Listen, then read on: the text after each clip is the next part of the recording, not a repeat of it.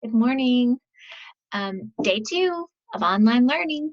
And let's see, when you see this, it should be Monday, March 30th. I'm actually filming it on Thursday, March 26th, which is Cole Thomas's birthday. Happy birthday, Cole. I miss you. Hope you had a great day.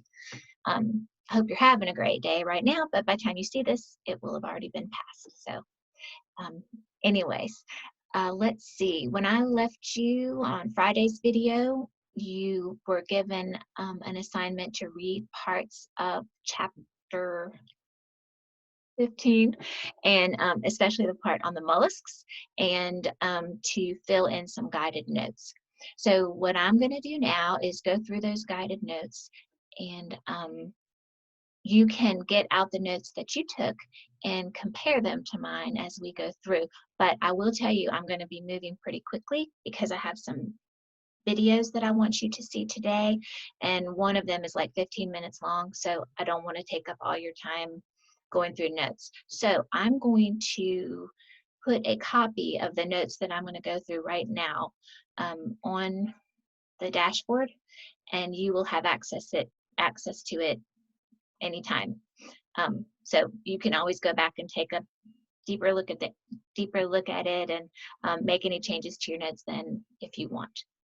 Just a reminder that tomorrow you have a quiz on the introduction to animals and sponges, and we talked yesterday about where that information is in your book and the note sheet that you should already have filled out that cover that. Remember that you're able to use your books and your notes.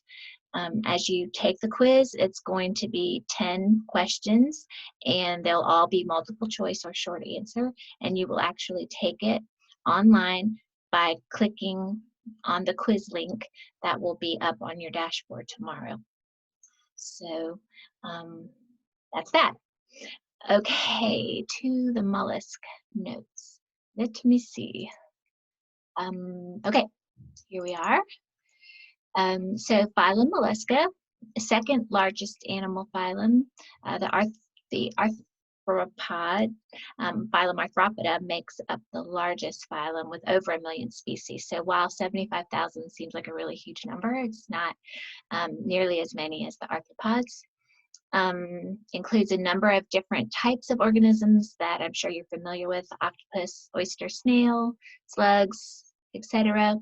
They're actually divided into 6 classes based on the type of foot or the shell, but your book only covers 3 of them, and most books really only cover 3 of them, so that's what we're going to go through.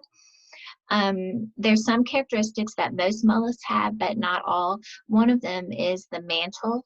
If a mollusk has a shell, the mantle is the part of the mollusk body that's in contact with the shell, and it actually makes the shell, and it covers the internal vital organs of the mollusks. So, of course, most mollusks have a shell, but some don't, like squid and octopus. Most mollusks have something called a visceral mass, which is sort of like our abdominal cavity. It's like a bunch of organs that have to do with life functions all squeezed together. Most mollusks have some sort of a foot, and that foot can assume a variety of forms, like an octopus tentacle versus, for example, like the type of foot that a bivalve would have. That's not really obvious until the bivalve is trying to push away from a surface. And the videos that I'm going to have you watch today show this very clearly. And then a lot of mollusks have this, it's almost like a tongue that has these little daggers coming out all over it, and it can scrape. It's called a radula, and that organ can basically kind of scrape away at food and eat it. So you'll see that in the videos that you're going to watch today. All right, so 3 classes of mollusk in the phylum Mollusca, which is part of the kingdom Animalia. The first class that your book talks about are the bivalves. This is the these are the mollusks that have two shells. So clams, oysters, mussels, scallops. Their body is flattened and kind of oval shaped, and they do have a foot, but it's not like we think of with our foot. It's sort of almost like a pseudopod and an amoeba. It kind of stays close to the body until it needs to move, and then it'll push out. They have gills to extract oxygen from the water. They're filter feeders, which means that, like the sponge, they bring water into their body and filter microscopic particles out of the water to eat. And they have 3 simple brains called ganglia.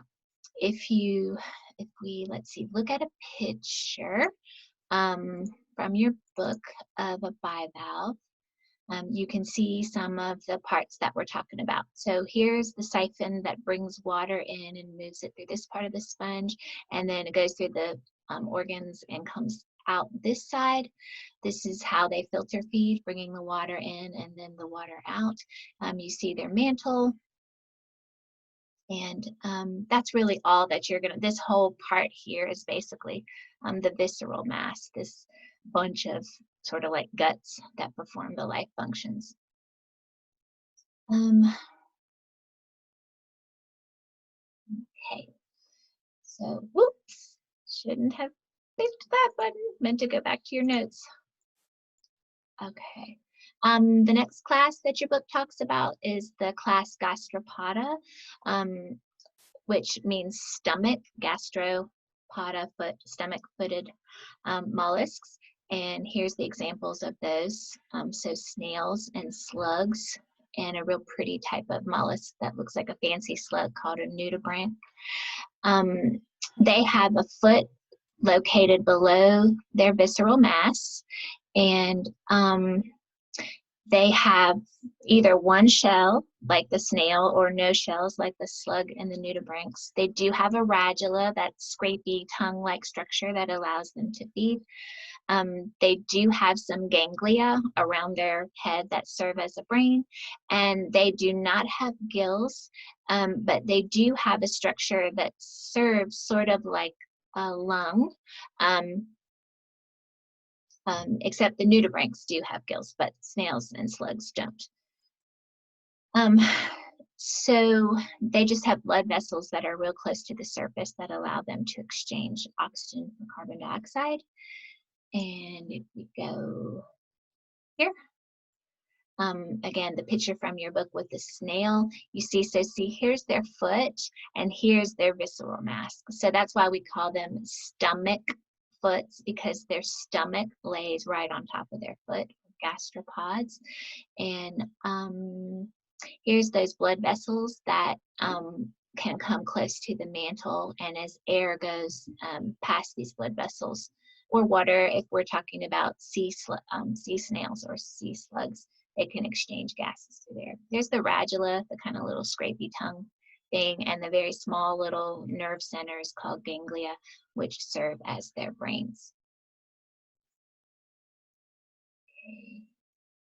So the final class are called the cephalopods, which means head-footed. Cephalo is head. These are the octopus, the squid, the cuttlefish, and the nautilus. In other words, organisms that have their legs or their feet, their tentacles attached directly to their head.